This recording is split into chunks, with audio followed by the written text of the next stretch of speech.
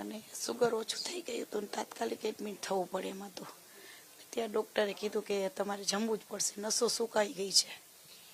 પરસોત્તમ રૂપાલાએ ફોર્મ તો ભરી દીધું છે, પરંતુ હવે આપનું આંદોલન કઈ રીતે આગળ વધશે? કારણ કે ઉપવાસ આંદોલન પણ આપણે કર્યું, ઘરે ઘરે પણ આપણે પત્રિકા વેચી, આગળનું શું પ્લાન રહેશે?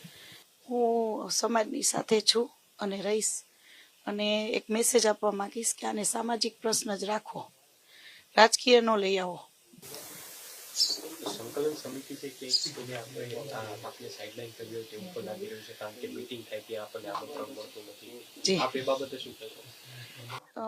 પહેલેથી જ જ્યારથી સંકલન સમિતિ આવી ત્યારથી જે બહેનો અમે સાચી લડત આપી છે, ગીતાબા, પ્રજ્ઞાબા, અમને સાઇડલાઇન કરવાની કોશિશ થઈ છે અને કર્યા જ છે.